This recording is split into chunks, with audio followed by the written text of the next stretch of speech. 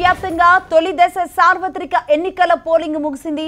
AP, తెలంగాణతో పాటుగా 18 రాష్ట్రాలు, 2 కేంద్రపాలిత ప్రాంతాల్లో 91 లోక్సభ స్థానాలకు ఓటింగ్ క్లోజ్ అయింది. చెదురుమదురు ఘర్షణలు మినహా తొలి దశ పోలింగ్ ప్రశాంతంగా ముగిసిందనే చెప్పాలి. ఇక ఫస్ట్ ఫేజ్ లో ఇప్పటివరకు అందిన లెక్కల ప్రకారం 60% పైగా పోలింగ్ నమోదైంది.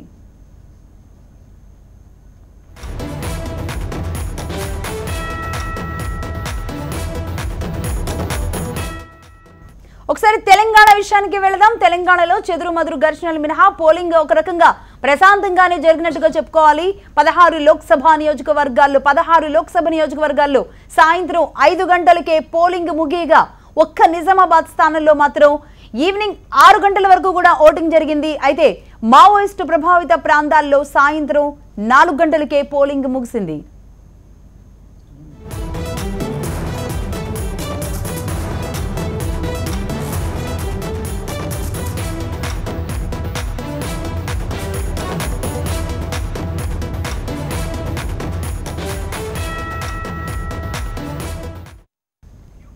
పదమూడు మావోయిస్టు ప్రభావిత ప్రాంతాల్లో సాయంత్రం 4 గంటలకే పోలింగ్ ముగిసింది.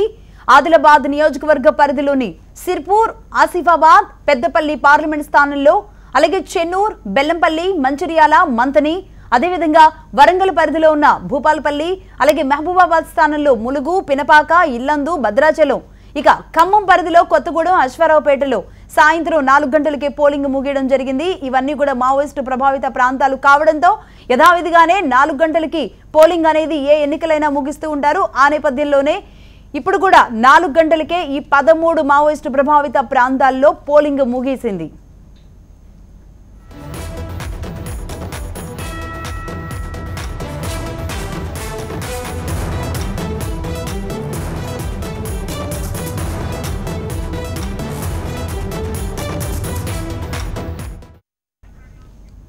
ఇక ఆంధ్రప్రదేశ్ విషయానికి వెళదాం. ఆంధ్రప్రదేశ్లో 25 లోక్సభ స్థానాలతో పాటుగా 175 అసెంబ్లీ సీట్లకు పోలింగ్ ముగిసింది.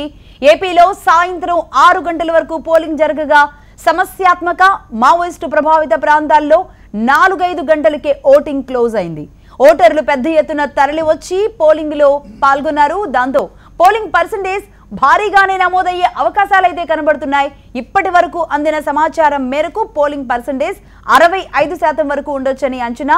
అయితే 2014 ఎన్నికల్లో ఇది 78% ఉంది. ఇంకా దాదాపుగా పెరగాల్సిన అవసరం అయితే కనబడుతోంది. 78 అంటే ఇంకొంచెం పెరిగే పరిస్థితి ఉన్న దాదాపుగా 13% అనేది ఓవరాల్ గా పెరిగితేనే ఇప్పుడు పోలింగ్ శాతం పెరిగినట్టుగా భావించాలి.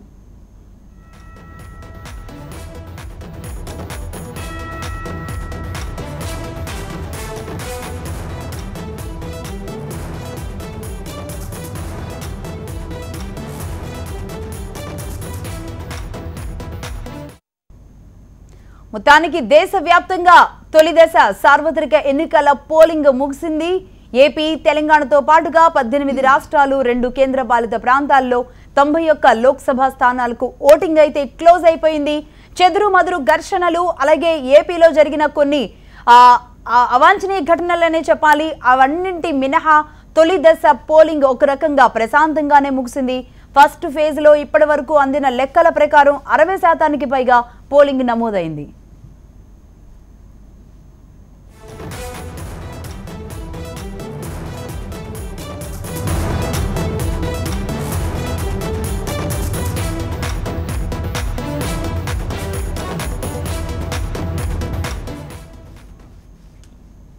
ఇక్కడ తెలంగాణలో అయితే చాలా తక్కువ చెదురుమదురు ఘటనలే జరిగాయి. నిజామాబాద్ లో కాస్త ఉద్రిక్త వాతావరణం నెలకొన్నప్పటికీ కూడా ఒక రకంగా అన్ని చోట్ల కూడా ప్రశాంతంగానే జరిగింది పోలింగ్. 16 లోక్సభ నియోజకవర్గాల్లో సాయంత్రం 5 గంటలకే పోలింగ్ ముగిసింది.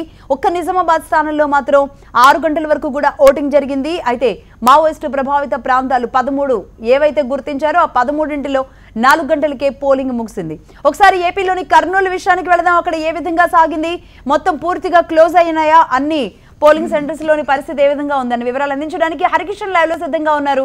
హరికిషన్, ఓవరాల్ గా కర్నూలులో ఎంత పర్సెంటేజ్ నమోదైంది?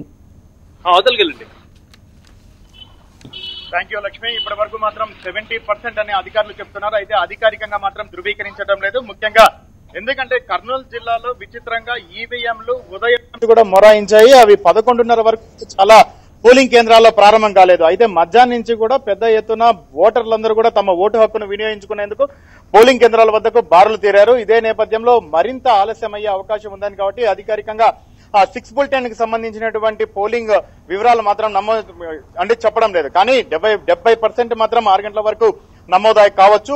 ఓవరాల్ గా అంటే రాత్రి 8 గానీ 9 గానీ ఎవరైతే పోలింగ్ స్టేషన్లకు వచ్చి ఉన్నారో వాళ్ళందరికీ కూడా పోలింగ్ వేసిన తర్వాతనే బయటికి పంపిస్తామని చెప్పేసి అధికారులు ఒక హామీ ఇస్తున్నారు. కాబట్టి కంపల్సరిగా అది 72 నుంచి 74%. అంటే గత ఎన్నికలకు చూసుకుంటే 2014 సంబంధించి చూసుకుంటే 74% ఓటింగ్ నమోదైంది. సో ఈసారి కూడా అంతే ఓటింగ్ నమోదయ్యే అవకాశం ఉంటుందని చెప్పేసి అధికారులు కూడా భావిస్తున్నారు. ముఖ్యంగా ఇటు మహిళలు కానీ వృద్ధులు కానీ ఉదయం నుంచి కూడా అత్యంత ఉల్లాసంగా ఉత్సాహంగా ఓటును వినియోగించుకునేందుకు స్వేచ్ఛగా ఉపయోగించుకునేందుకు క్యూ లైన్ లోకి రావడం జరిగింది. ఉదయం 6:30కే పోలింగ్ కేంద్రాల వద్ద బారులు తీరారు. అయితే ఈవీఎంల రూపంలో వారిని ఒక అసహనం వెంటాడిందని ఖచ్చితంగా చెప్పుకోవచ్చు. దగ్గర ఒక్కొక్కరు క్యూ లైన్ లో 2 గంటల నుంచి 2:30 గంటల వరకు కూడా వెయిట్ చేసిన పరిస్థితి ఉంది. మరోపక్క ఇటు ముసలి వాళ్ళు అలాగే చిన్న పిల్లల తల్లిదండ్రులు ఎవరైతే ఉన్నారో వాళ్ళందరూ కూడా చాలా ఇబ్బంది పడ్డ పరిస్థితి ఉంది.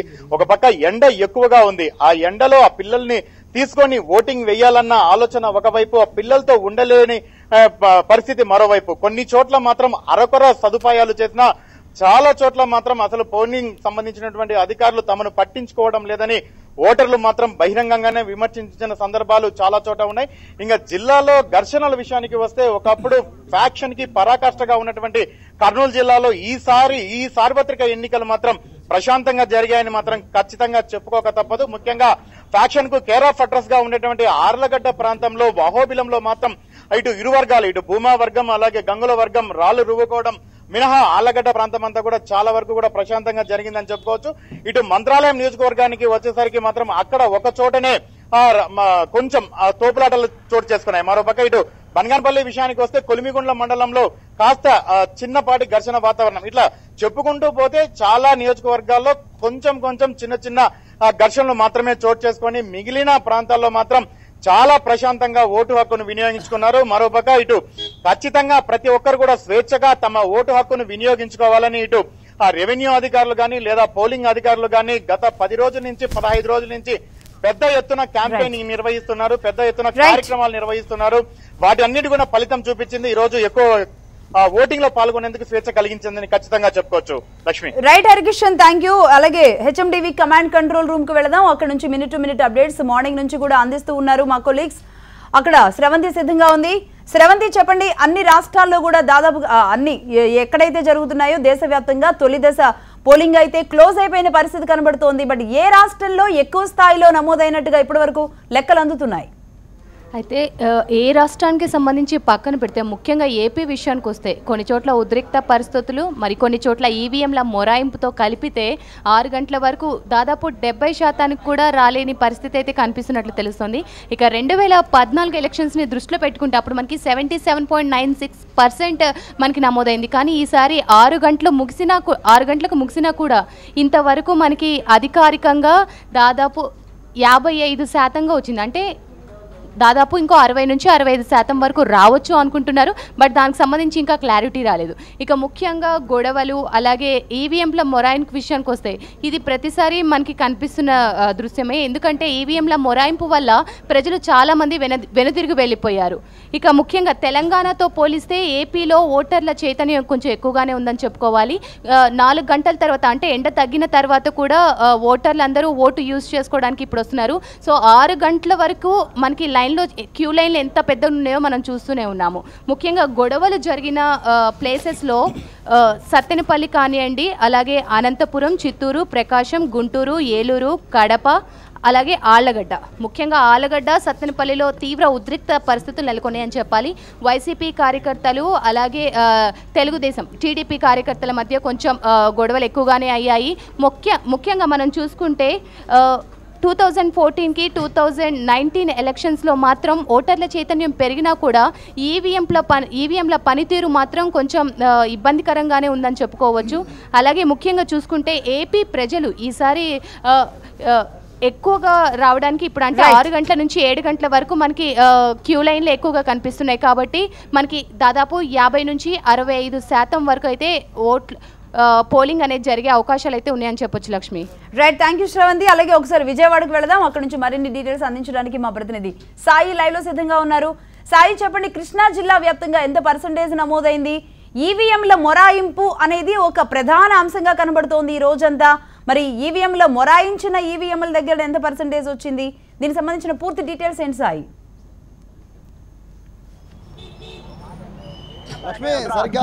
పరిస్థితి మొత్తం ఈవీఎంలన్నీ కూడా స్ట్రాంగ్ రూమ్ కి బయలుదేరుతున్నాయి. కానీ ఇక్కడ ఈవీఎంల మొరాయింపు కృష్ణా జిల్లాలో అధిక శాతం ఉంది. ఈవీఎంల మొరాయింపు కృష్ణా జిల్లాలో అధిక శాతం ఉంది. ముఖ్యంగా విజయవాడ ఈస్ట్ తో పాటు విజయవాడ సెంట్రల్, అలాగే కైకలూరు, పెడన, మచిలీపట్నం, నందిగామ, ఇలా దాదాపుగా అన్ని ఏరియాల్లో కూడా ఈవీఎంలు మొరాయించిన పరిస్థితి. కానీ ఒకసారి మనం ఈవీఎంలో మొరాయించడం వల్ల లైన్ ఎంత భారీగా ఉందో ఒకసారి మనం చూస్తున్నాం. సమయం 6 దాటినా కూడా ఇంకా ప్రజలంతా కూడా, ఓటర్లంతా కూడా ఓటు వేయడానికి ఏ విధంగా బారులు తిరిగి ఉన్నారో చూడొచ్చు. ప్రస్తుతం మనం విజయవాడలోని తూర్పు నియోజకవర్గానికి చెందిన మొగలరాజపురం ఒక ఏరియా పోలింగ్ బూత్లో ఉన్నాం.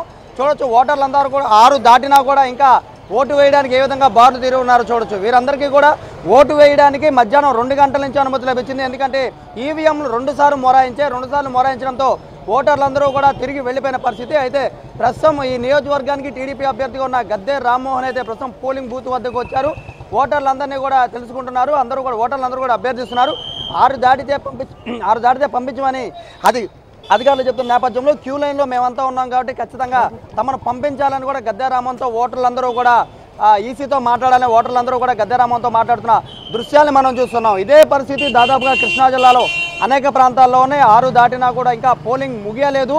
మొత్తం 6 గంటల్లోపు ఎవరైతే గేటు లోపల, అంటే పోలింగ్ బూత్ గేట్ లోపల ఎవరైతే ఉంటారో వారందరినీ కూడా ఖచ్చితంగా ఓటింగ్కి అనుమతిస్తామని ఈసీ చెప్పిన నేపథ్యంలో ప్రస్తుతం ఇదే విధమైన పరిస్థితి కృష్ణా జిల్లాలో అనేక చోట్ల కనబడుతోంది. ఓటర్లందరూ కూడా తీవ్ర అసహనం వ్యక్తం చేస్తున్నారు. ఈవీఎంలో మొరాయింపు, అలాగే ఈవీఎంల పనితీరు చాలా స్లోగా నెమ్మదించడం, అలాగే బూత్కు సంబంధించిన బిఎల్ఓలు, పిఓల పనితీరు కూడా చాలా స్లోగా ఉందనే కొన్ని కారణాలు ఓటర్ల నుంచి రావడంతో మొత్తం కూడా పొలిటీషియన్స్ అందరూ కూడా తీవ్ర ఆగ్రహం వ్యక్తం చేస్తున్నారు. అభ్యర్థులందరూ కూడా ఈసీ తీరుపైన, అలాగే సాయి ద్వివేది నిన్న చాలా స్పష్టంగా చెప్పారు, మాక్ డ్రిల్స్ అయినాయి, వాళ్ళందరికీ కూడా పూర్తి స్థాయిలో ట్రైనింగ్ ఇచ్చాము. నిన్న ఒక రకమైన ఘర్షణ వాతావరణం జరిగింది ఏకంగా సీఎంకి ద్వివేదికి మధ్యలో. ఇన్ని జరిగిన తరువాత కూడా మొరాయించాయి అనేది ఎందుకు వచ్చింది అసలు తెర మీదకి? ఈవీఎంలన్నింటినీ కూడా నిన్న ఇందిరాగాంధీ మున్సిపల్ స్టేడియంలో దాదాపు 3891 పోలింగ్ స్టేషన్కి సంబంధించి 9000 ఈవీఎంలన్నింటినీ కూడా ఇందిరాగాంధీ స్టేడియంలో నిన్న ఉదయమే పీఓలు, అంటే ప్రిసైడింగ్ ఆఫీసర్స్కి, అలాగే బూత్ లెవెల్ ఆఫీసర్స్కి కూడా నిన్న ఇవ్వడం జరిగింది. నిన్న ట్రైనింగ్ క్యాంపు కూడా నిన్న సాయంత్రం వరకు కూడా నిర్వహించారు. ఈవీఎంల పనితీరు ఎలా ఉంటుందో నిర్వహించారు. అయితే ఈరోజు ఉదయం 5:30 మాక్ పోలింగ్ కూడా నిర్వహించారు. అన్ని బూతుల్లో కూడా మాక్ పోలింగ్లో ఎటువంటి ఇబ్బంది రాలేదు. కానీ సరిగ్గా 7 గంటలకి పోలింగ్ ప్రారంభమవగానే పూర్తిగా కూడా ఇబ్బంది వచ్చాయి. ఈవీఎంలన్నీ కూడా చాలా వరకు మొరాయించాయి. కొన్ని చోట్ల అయితే 3 గంటలకి 4 గంటలకి కూడా పనిచేయని పరిస్థితి కొన్ని గ్రామాల్లో ఉంది. అలాగే ముఖ్యంగా జగ్గయ్యపేటతో పాటు ఇటు మైలవరంలో కూడా 3 గంటలకి ఈవీఎంలో పనిచేయడం ప్రారంభించాయంటే పరిస్థితి ఏ విధంగా ఉందో అర్థం చేసుకోవచ్చు. దాదాపు ప్రతి నియోజకవర్గంలో కనీసం 2-3 పోలింగ్ బూతుల్లో ఈవీఎంలన్నీ కూడా ఇదే విధంగా పరిస్థితి ఉంది. అయితే ఈవీఎంలన్నింటినీ కూడా తాత్కాలికమే ఇవన్నీ కూడా అని ఒక పక్క ద్వివేది చెప్తున్నారు. అనుకున్నంత స్థాయిలో లేదు, కొంతవరకు మాత్రమే ఈవీఎంల మొరాయింపు ఉండడం అనేది వాస్తవాన్ని ద్వివేది చెప్తున్నారు. కానీ ఇక్కడ పరిస్థితి చూస్తుంటే మాత్రం ఇంకా ఓటర్లంతా కూడా 6 దాటినా కూడా ఇంకా ఓటు వేయడానికైతే క్యూ లైన్లోనే ఇంకా ఎదురు చూస్తున్న పరిస్థితి. అయితే ఈసీ చెప్పిన విధంగా పూర్తిగా ఓటర్లందరినీ చివరి ఓటర్ వరకు ఓటు వేసేంత వరకు ఎదురు చూస్తారా? ఒకసారి మనం చూడొచ్చు, ఓటర్లందరూ కూడా 4 గంటల వరకు కూడా పనిచేయని ఈవీఎంల స్థానంలో మరి అక్కడ ఓటర్లు ఏం కోరుకుంటున్నారు? కొన్ని చోట్ల అయితే రీపోలింగ్ జరగాలని కూడా డిమాండ్ చేస్తున్న పరిస్థితుల్లో కృష్ణా జిల్లాలో అలాంటి సిచ్యువేషన్ ఏమైనా ఉందా సాయి?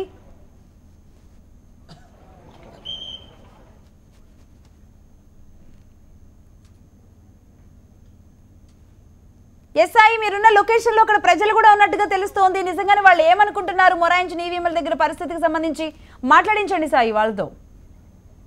ప్రస్తుతం అయితే ఓటర్లంతా కూడా ఇప్పుడు కొంతమంది ఓటర్లని అడిగి తెలుసుకుందాం. ఏంటి ప్రాబ్లం ఏంటి సార్? ఎందుకని ఆగిందండి మొత్తం అంతా? ఎందుకు ఆగింది? ఎదరకండి కొంచెం. ఎందుకండి ఈవీఎంలు పనిచేయాల 5 hours, దానివల్ల లేట్ అయిపోయింది. ఇప్పుడు ఏమన్నారు, ఇప్పుడు 6 దాటిపోయింది కదా, పోలింగ్ 6 దాటిపోయింది కదా, ఏమన్నారు? ఎంతమంది ఉన్నా పోలింగ్ అయ్యే వరకు ఉంచుతా ఉంటున్నారండి. ఎందుకని స్లో అయింది అంటారు ఇది మొత్తం? ఈవీఎంల ప్రాబ్లం అండి, సెంట్రల్ గవర్నమెంట్ చేసిన, మోడీ చేసిన పని ఇది. కావాలా చంద్రబాబు గారి మీద నిదర్శనం ఇదే. ఈ జనాలు ఎంత ఎందుకంటే తిరిగి వచ్చా కాబట్టి చెప్తున్నా, కళ్ళతో చూసా కాబట్టి. మినిస్టర్ గారు మైలవరం కాన్స్టిట్యున్సీ కూడా గొల్లపొడి దాంట్లోనే జరుగుతుంది ఇది. చూడొచ్చు లక్ష్మి, వీరంతా కూడా చెప్పాము ఉదయం నుంచి కూడా ఇదే పరిస్థితి ఉందని వీరు చెప్తున్నారు. అలాగే ఈవీఎంలు మొరాయించాయని పొద్దు నుంచి చెప్తున్నా కూడా పట్టించుకోలేదని, ఇప్పుడు దాటింది కాబట్టి ఎవరి లైన్లో ఉన్నా కూడా ఓటు వేపిస్తామని అంటే అధికారులు చెప్పారని లక్ష్మి చెప్తున్నారు లక్ష్మి. సాయి, ఏకంగా ఒక పార్టీనే వాళ్ళు ప్రశ్నిస్తున్న పరిస్థితి కనబడుతోంది. అక్కడ కొంతమంది ఓటర్లు మాత్రమే ఉన్నారు, ఇంకా అక్కడికి చేరుకొని అక్కడ వెయిట్ చేయలేని వాళ్ళు చాలా మంది ఉంటారు. ఇప్పుడు వాళ్ళందరి ఓట్లు ఇక ఒక రకంగా లేనట్టేనా? దాదాపుగా మనం ఇక్కడ చూస్తున్నది మొగల్రాజపురంలోని రావిచెట్టు సెంటర్లో పోలింగ్ బూత్. ఇక్కడ 1300 ఓట్లు ఉన్నాయి.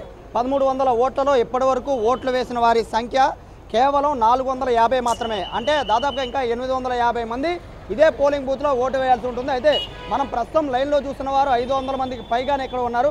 ఒక మహిళా ఓటర్ ఉన్నారు, ఏం చెప్తారమ్మా, ఎందుకని ఇంత ఆలస్యమైంది? ఈ రకంగా ఆలస్యం అవడానికి కారణం ఈరోజు మార్నింగ్ ఈవీఎంలు చాలా వరకు పనిచేయలేదండి. దానివల్ల మేము 12 వరకు కూడా ఇక్కడ ఓటింగ్ జరగలేదు. ఇక్కడ ఓటింగ్ జరగకపోతే అసలు రీపోలింగ్ పెట్టాల్సిన అవసరం రావాల్సి వచ్చేటట్టుగా ఉంది. కానీ మార్నింగ్ 3 hours 4 hours వెయిట్ చేసి వెళ్ళిపోయి మళ్ళీ పాపం లేడీస్ కూడా మళ్ళీ 1 గంటకు వచ్చి అప్పటి నుంచి కూడా వెయిటింగ్లో ఉండి ఇప్పటి వరకు వెయిటింగ్లో ఉండి ఓటు చాలా ఓర్పుగా వేస్తున్నారు. ఈసారి గవర్నమెంట్ని మళ్ళీ నిలుపుకోవాలనే అవకాశంతో వేస్తున్నారేమో అనే ఒక ఆశ కూడా వాళ్ళని చూస్తే కలుగుతుంది. సో ఎన్నిసార్లు వచ్చారండి మీరు ఇప్పటికి ఓటు వేయడం కోసం? మార్నింగ్ 7 కదా, ఇప్పుడు ఎన్నిసార్లు వచ్చి తిరిగారు? మార్నింగ్ 7 నుంచి 7కి కొంచెం సేపు ఒక హాఫ్ అన్ అవర్ కరెక్ట్గా వచ్చింది. తర్వాత ఒక 3 hours ఆగిపోయింది. మళ్ళీ 1 గంటకి వచ్చి అక్కడ చాలా ఎండగా ఉండి ఇక్కడ కొంచెం ఫెసిలిటీస్ వాటర్ కూడా సరిగ్గా లేకపోవడం వల్ల మళ్ళీ వెళ్ళిపోయి మళ్ళీ ఇప్పుడు రావటం జరిగింది. ఈ రకంగా ఈ ప్రతి ఓటరు కూడా 3 సార్లు తిరిగారు. ఇంతవరకు చరిత్రలో ఈ రకంగా 3 సార్లు ఓటు వేయడానికి రావటం అనేది చూడటం ఇదే ఫస్ట్ టైం అనుకోవచ్చు.